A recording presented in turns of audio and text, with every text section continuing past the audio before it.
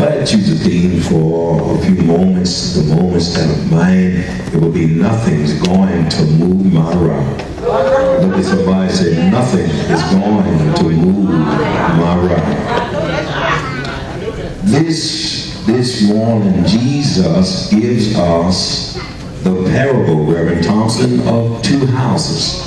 And the two foundations and the two men. Let me tell you this morning that these are two different houses, two different foundations, and two different men. In this text, Brother Chuck, Jesus divides the whole world into two classes of people. Number one, the wise, and the number two, the foolish. I don't know about you, but there have been times in my own life that I have been very, very foolish. Do I have somebody on my street today understand what I mean by being foolish? Some of us have done some things that we'd rather not have done, but because of our immature minds and because we wanted to do them, then we still went on. And what Jesus teaches us in this text is everything that you do is up to you. Look at somebody and say, it's up to you. No one is born with the predisposition to be a fool. No one is born with a predisposition to be wise. I feel like preaching now. It's a choice. Look at somebody and say, it's a choice. Tell your neighbor, make the right choice. Now tell them, don't be a fool. Even though this is a teaching of contrast and variables, one thing is the same, is that every one of us, no matter how we react, will still go through a storm. The point is that storms come to everybody. That being said, the only thing that is in question is not why, is not how, is not where, but when. Some of you know that when you live in a place like Tornado Alley, there is no question of why the storm will come, or if they will come, or which direction it will come from, because none of these things make any difference anyway. But Brother Chuck, the question is that remains to be answered is when. And the truth is, Reverend Thompson, that question cannot be answered because no one can control the weather. No one can control what goes on in the world. So my advice to you right now this morning is that you make preparation before the storm comes. The same is true of life. No one knows when the storm will come. Some have the advantage of daylight hours and have seen the storm coming in the distance and were able to brace for it or to get out of the way of it. But for others, help me somebody, there was no warning. Anybody ever been in a storm right now that there has been no warnings along the way? Has somebody been in a storm right now that you didn't know where it came from and it hit you on the right and it hit you on the left, but yet you still stood your ground because you serve a God that can... No, y'all don't hear me. They shouldn't have ready yet. But for others, there was no warning.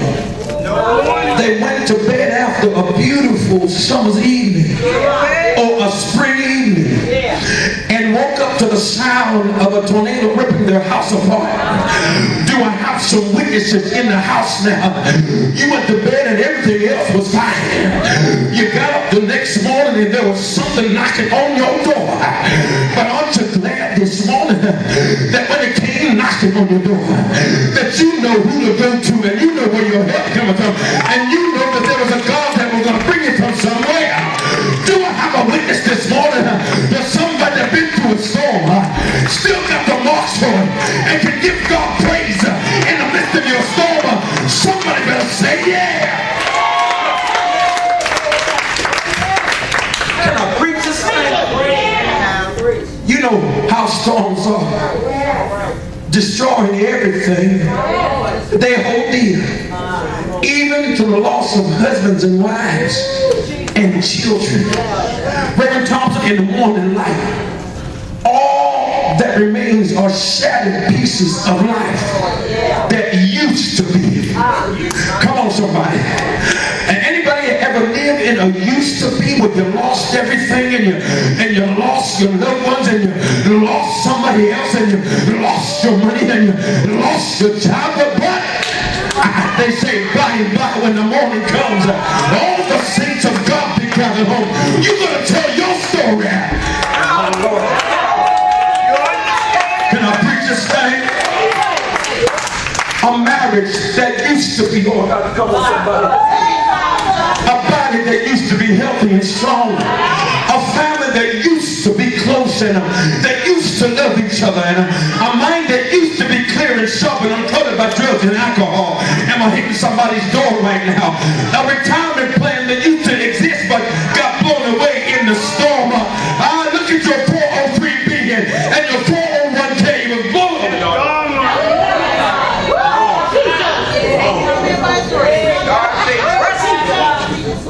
Trust God.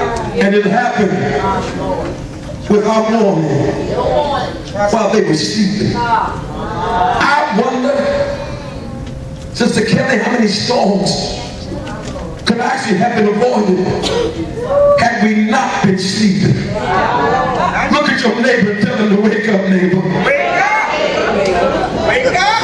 Let me tell you that all marriages don't have to end in divorce. All physical attacks don't have to lead to heart attack or stroke or cancer or sugar diabetes. Can I preach? A lot of things happen in our lives simply because we are asleep.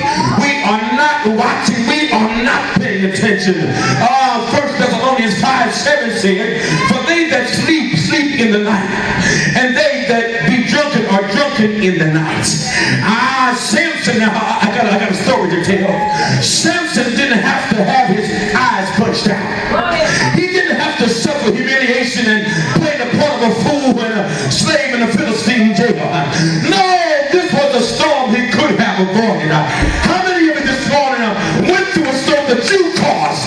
A storm that you could have avoided? I don't know about you right now, but you better thank God for bringing you through a storm that you started.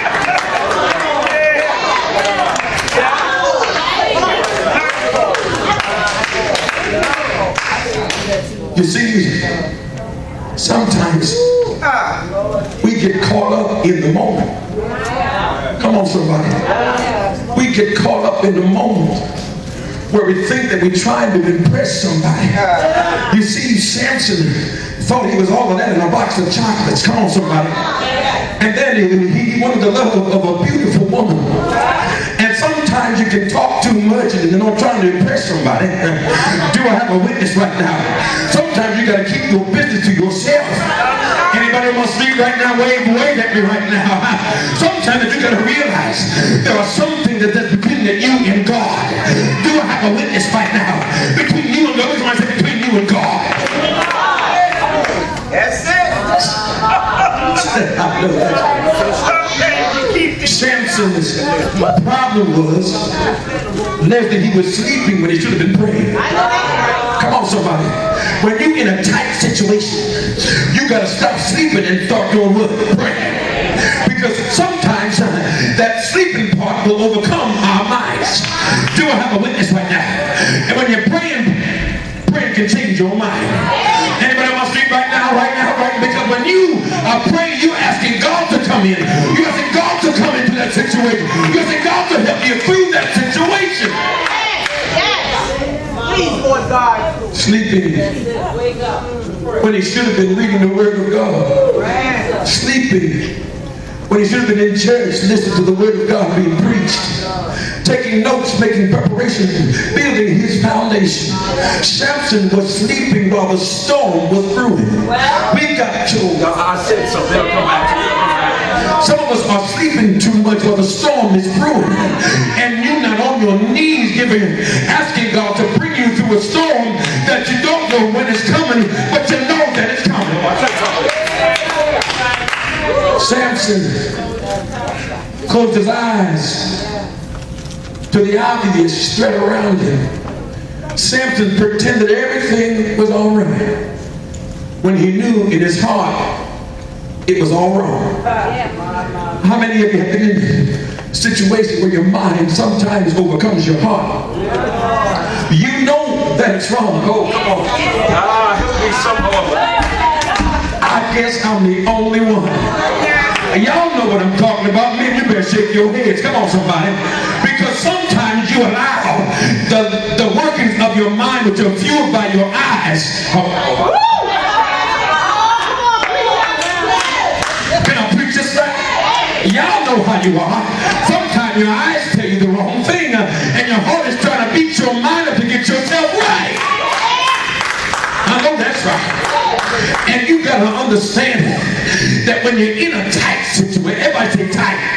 When you're in a tight situation and you know that it's wrong and you can't get out and you don't know how to get out, you better start praying to God. Say, Lord, I can't do this thing by myself. I'm in a tight situation. I'm in a place where I shouldn't be. So I go out the side window. Oh! I don't know who I'm preaching to, somebody, but I'm preaching to somebody who's been in that, and I'm awful glad that God brought you out. I'm preaching to somebody today. You're going through a storm. I know some storms are unavoidable, but there are some storms that you don't have to go through. Some of you today are in storms right now that you didn't have to go through. Hell, you didn't have to even go through it. Heartbreak, you didn't have to go through it. But you put yourself. I'm preaching to myself today. Do I have a witness now? Sometimes you put yourself in situations that feel good to you. But don't you know, preach. God just stopped this in my spirit. Sometimes that you gotta realize that things that are good for you, you think are good for you, are not good for you. So then you gotta pray to God this morning that God gives you the right path, that God gives you the right thing. Can I preach this thing right now? Is there anybody on my street today?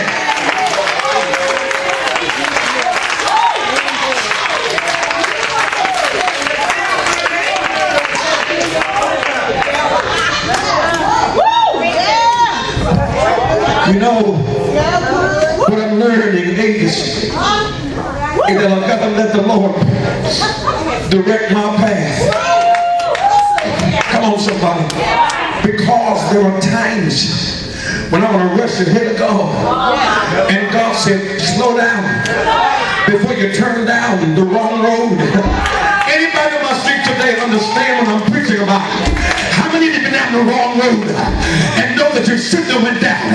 But God gives you the time to turn it back around, to walk down the same road, to have some pity on yourself, and know that God's going to bring you through.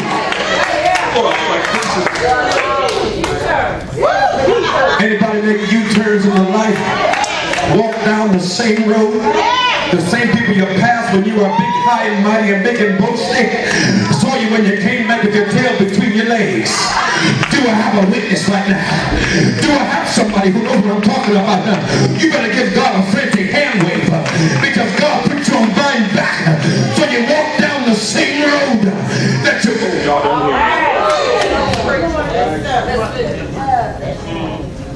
Can I take my time? Samson's life was a series of storms and tragedies, loss and heartbreak, and every one of them was a product of his own self-will and action birthed out of desires of his flesh. I said something. See, sometimes our flesh outweighs our spiritual wants. Do I have a witness here? See, sometimes the flesh says, I want to do this, but I know God will forgive me. Well, we got to stop doing that thing. If you know that it's wrong, then you got to stop what you're doing. Do I have a witness right now? Yeah, God is a merciful God. Yes, He is. Yes, God is forgiving God. Yes, He is. But stop putting God to the test.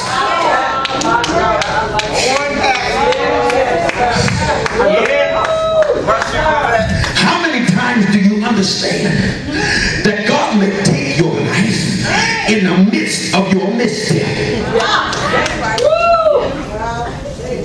Can I preach? We've all been there. No one can point a self-righteous finger at somebody else without pointing it at yourself. We've got too many self-righteous, pompous-filled, Holy Ghost word Christians inside the church. But I just stopped by just to tell you, some of you got your eyes open right now. You got to understand that you've been through the same thing. All you doing is having a cover-up going on. Do I have a witness now? Can I preach this thing?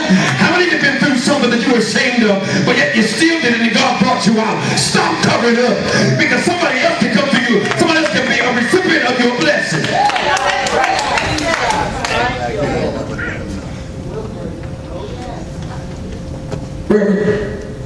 We've all blown. We've all moved in the flesh. We've all ignored wise counsel and did what we wanted to do. And like Samson, we have found ourselves in storms. But let me tell you, not all the storms that we go through are storms that we have caused. The storm in our text is talking about an unforeseeable storm, supernatural in design or origin, and unavoidable. The storm is not the consequence of bad or selfish or carnal decisions. The storm is a product of a satanic conspiracy. Let me tell you that Satan also will bring storms in your life to test how much faith that you have. It is designed to destroy your faith and to take you out. Somebody help me preach. Let me tell you about it. I know some Hebrew boys. Can I preach? It's a fiery furnace designed and formed and created for the sole purpose of destroying your life. Come on. Let me take my time. Nebuchadnezzar's fiery furnace was supposed to prove publicly that the faith of the 3 Hebrew children was worthless. It was just his intention to publicly humiliate the testimony and the confession of those 3 children of faith. I said so. That's the purpose of the storm. That's the reason why it comes. It comes to humiliate you. Sitting in church for 2 to 3 hours on Sunday, going to Bible study on Tuesday, male course anniversary on Friday, official board on Saturday, in church again on Sunday, and you still got problems. But it's coming to humiliate you. I don't know about you, but I'll fall on my face. I'll be humiliated for the sake of God. Do I have anybody in the house who won't mind being humiliated for the sake of God?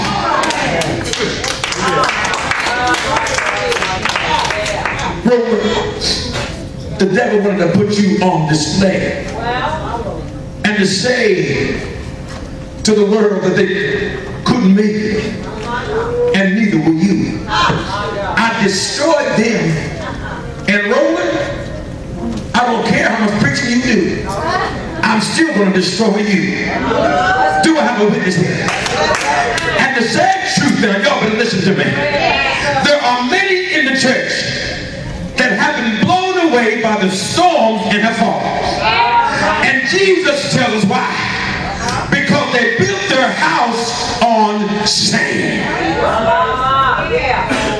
They went to church.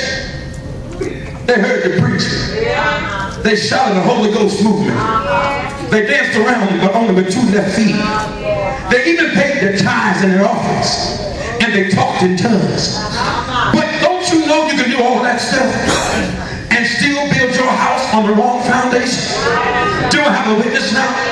I don't know about you. I'd rather have a one-bedroom house built on the rock that is higher than I.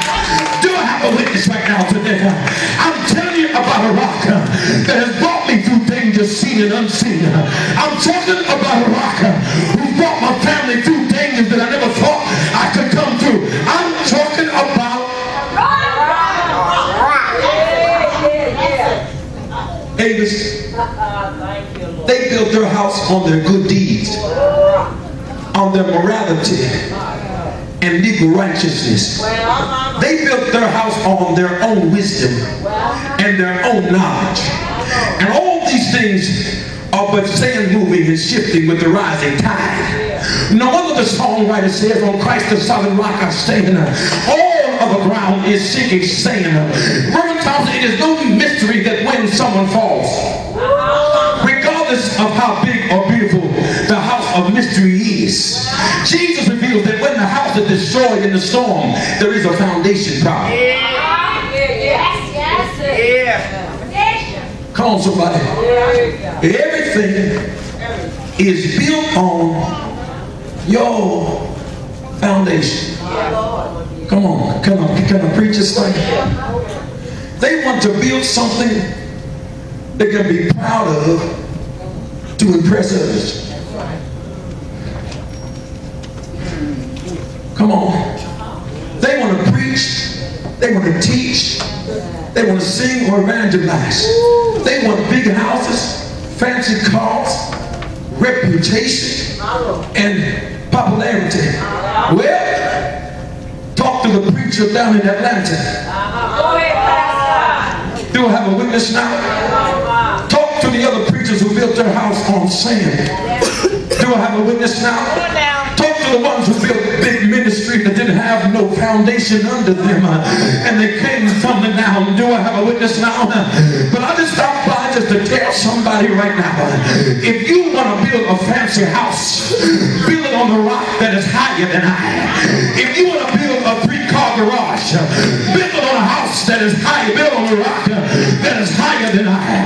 If you want a life, even though you go through storms, you need to build it on a rock that is higher than I. If there's somebody in the house today who knows what I'm talking about, you built something that fell down, but all of a sudden when you thought about it, you put it back down on a foundation that is only built on Jesus. Do I have some popcorn Christians in the house who know what I'm talking about, who can stand and say, I tried to sand once, but now I have built it on a rock that is higher than I. Well, let me go to the end here real quick. My Lord. Tell your neighbor, I've had my share of storms, but I'm still standing.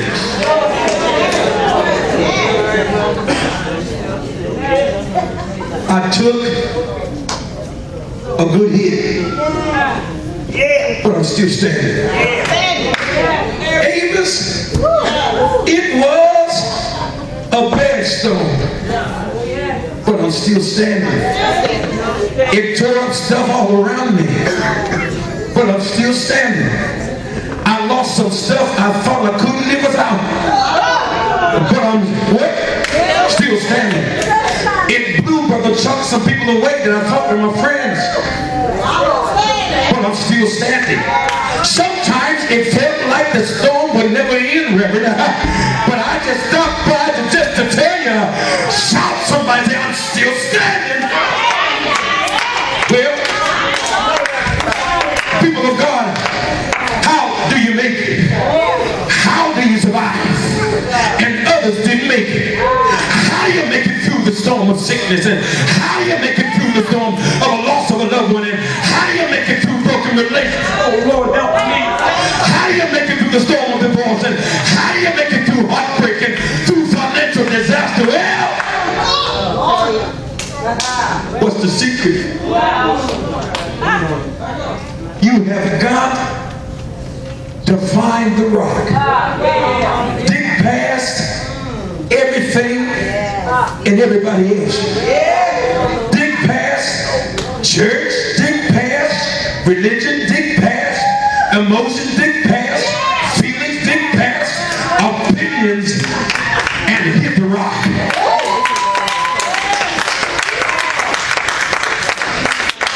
Tell your neighbor, I'm a dig and hit the rock.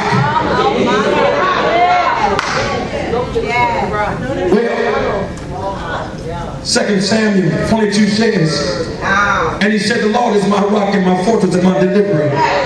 Psalm 62:6 says, David said, he's only my rock and my salvation. He is my defense. I shall not be moved. In one of my favorite verses, the Bible, and David said, Psalm 40 and verse 2, he said, he brought me up also out of a horrible pit, out of the miry clay, and set my feet upon a rock, and established my goings. Tell your neighbor, nothing can move my rock. Psalm 46:1-3, I got some scriptures for you. God is our refuge and our strength, a very present help in trouble. Therefore will not we fear, though the earth be removed, and though the mountains be carried in the midst of the sea, though the waters thereof roar and be troubled, though the mountains shake without the swelling thereof. What David is saying is this. It doesn't matter what comes my way in life. I'm going to make it, because nothing can move my ride. Earthquakes come, help me somebody. Tornadoes and tsunamis, hurricanes and volcanoes, fire, floods, or famine, or pestilence. Nothing, because somebody say nothing, can move my ride. Somebody here listening to this message right now, you are in the midst of a storm. I don't know who I'm preaching to right now. We're not even concerned today with whether it was unavoidable or not. We're not asking you today if you caused it or not. The point is that you are in a storm. If you're in a storm right now, you better stand up all over the church, because I'm going to stand up because I'm in a storm right now. Do I have a witness now? How many of you are in storms right now?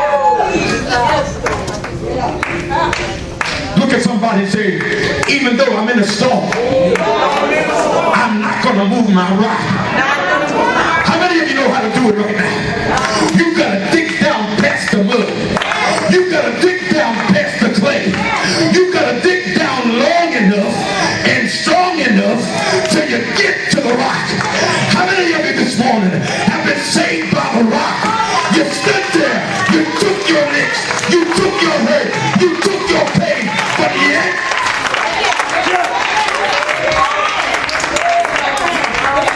well then, to the rock, let me slide to the rock that is higher than I. Let us stay all over the church.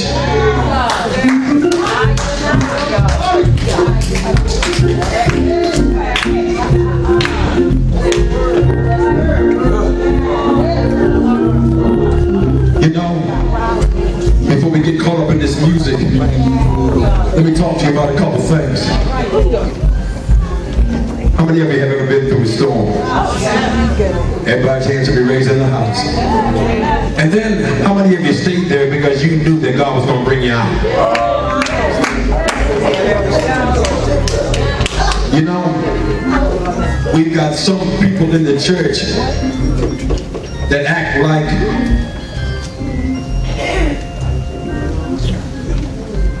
they are coming to church and only mouthing this thing.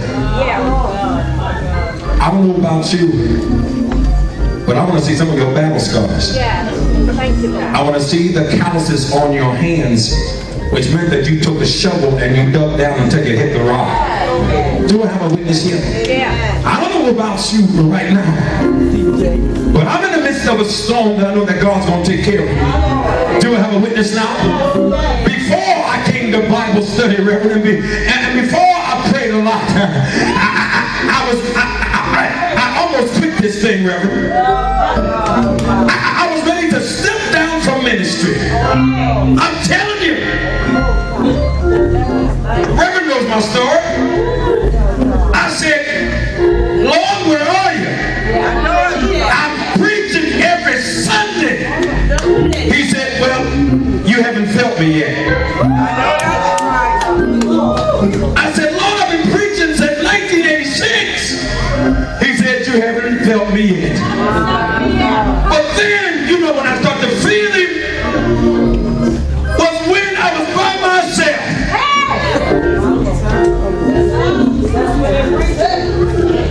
God had to remove something from my life that I come to like this.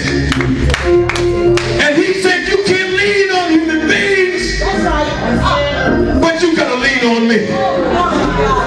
So only then did I understand that there's a rock that I gotta feel. And that rock is higher than I. Yes, you may cry at night. Lord, where are you? Please, where are you? I've gone through something, got all this pain, it hurts so bad. Where are you, Lord? Anybody know what I'm talking about? But he said, I stand at the door and knock. If you allow me to come in, I'll sup with you, and you with me. I was missing the boat. Come on, somebody, I missed the boat. Because even though he was asleep in the boat, Michael, he was still there. Come on, somebody, look at somebody and say, he's still there. In the midst of your storm right now, those that stood up, hold on. Because God will bring you through. Do I have a witness now? Come on, give God a hand up of praise right now. I don't care what you're going through, that God will bring you through. It may not be tomorrow, but he'll bring you through. Look at somebody and say, nothing's going to move my ride. Who I talk to? There's no one there to listen. Who I lean on. When there's no foundation,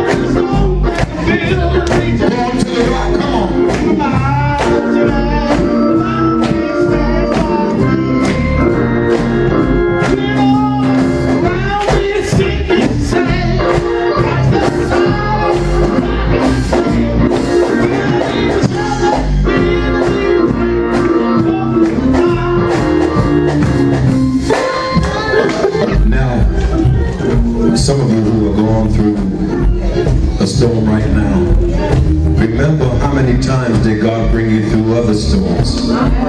That's your saving grace, that God is going to be there again for you. Come on. But even if I can't stay on this side, he's waiting for me on the other side. You are making preparation to get there. If there's somebody here today who has never ever given their life to Jesus Christ, and if you've never done it, that means that you don't have the rock. The only way that you can get the rock is if you give your life to Jesus Christ. Do I have a witness here? Is there one today who has never given their life to Christ? If you've never done it, never done it, never done it, come on up and say, Lord, I want a piece of that rock. And that rock is not prudential. That rock is Jesus. Help me somebody.